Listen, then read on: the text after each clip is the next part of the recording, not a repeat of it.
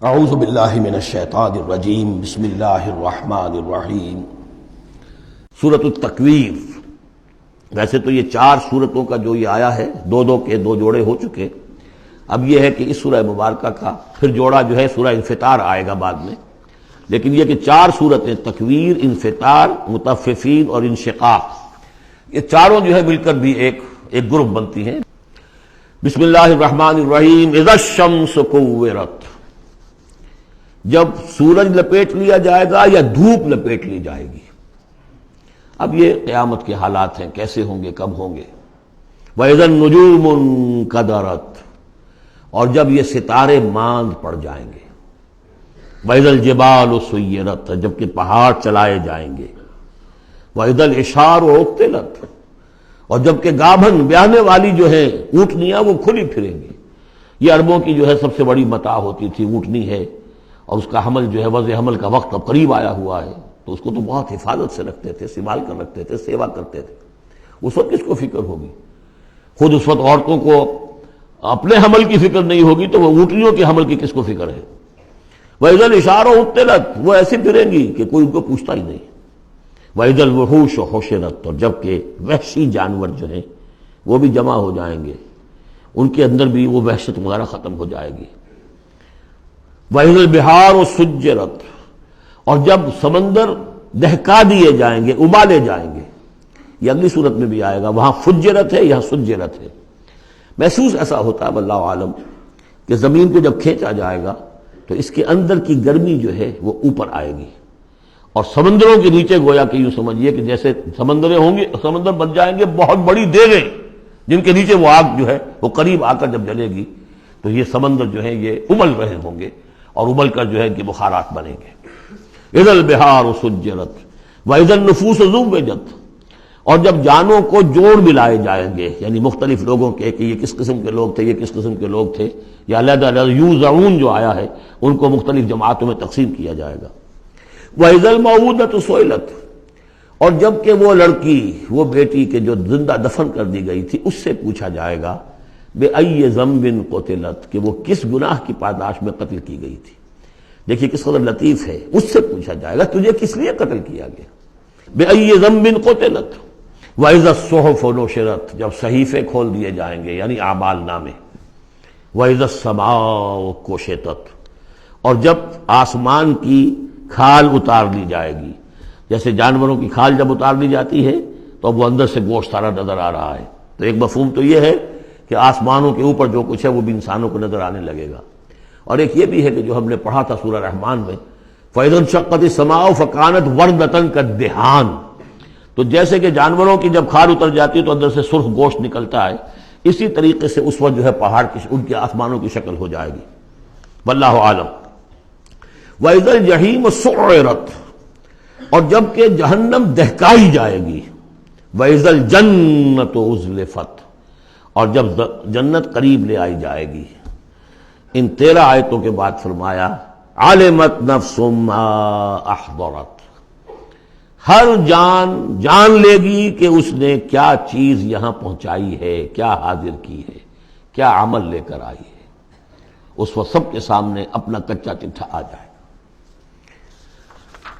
فَلَا أُقْسِمُ بِالْخُنَّسِ الْجَوَارِ الْكُنَّسِ وَاللَّيْلِ إِذَا عَسْعَسَ، تو نہیں، قسم ہے مجھے ان ستاروں کی جو سیدھا چلتے چلتے پھر پیچھے ہٹنا شروع کر دیتے ہیں۔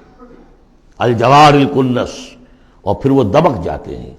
اب یہ میں زیادہ فلکیات سے واقف نہیں ہوں، لیکن یہ یہاں لکھا ہے مولانا شبلی عثمانی نے کہ کئی سیاروں مثلا زحل، مشتری، مریخ، زہرہ، عطارد کی چال اس ڈھب سے ہے کہ کبھی مغرب سے مشرق کو چلے، یہ سیدھی راہ ہوئی، کبھی ٹھٹک کر الٹے پھرے، اور کبھی سورج کے پاس آ کر کتنے ہی دنوں تک غائب رہے۔ یہ گویا کہ اس کا نقشہ ہے۔ اب اس کو تو ظاہر بات ہے کہ ایسٹرونومی والے جو ہیں اس پہ محنت کریں اور دیکھیں کہ اس کے ساتھ کیا مطابقت پیدا ہوتی ہے۔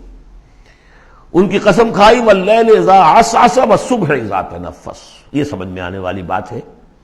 جب رات روانہ ہونے لگے، پیٹھ موڑے، واللیل اذا ادبر ہم پڑھ چکے ہیں سورہ مدثر میں، جب رات پیٹھ موڑتی ہے جا رہی ہے۔ واللیل اذا عسعس والصبح اذا تنفس، اور جب صبح جو ہے وہ سانس لینا شروع کرتی ہے۔ بہت ہی لطیف ہے۔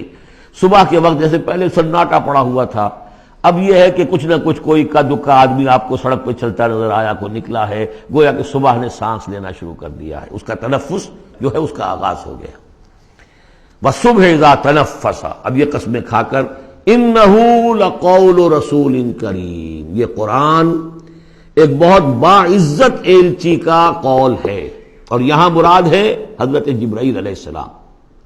اس سے پہلے سورہ حاقہ میں ہم پڑھ چکے ہیں انہ لقول رسول کریم، وہاں رسول کریم سے مراد محمد رسول اللہ ہے۔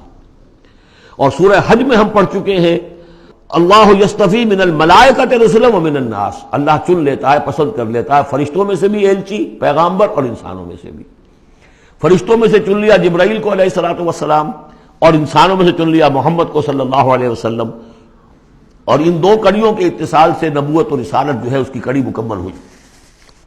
تو اب یہ دونوں جو کڑیاں ہیں، رسول کریم بشر یعنی محمد، رسول کریم ملک یعنی جبرائیل، اور ان کی ملاقات کا معاملہ، وہ میں سورہ النجم میں جو معاملہ آیا تھا، افق مبین پر، افق اعلیٰ پر ان کو دیکھا ہے۔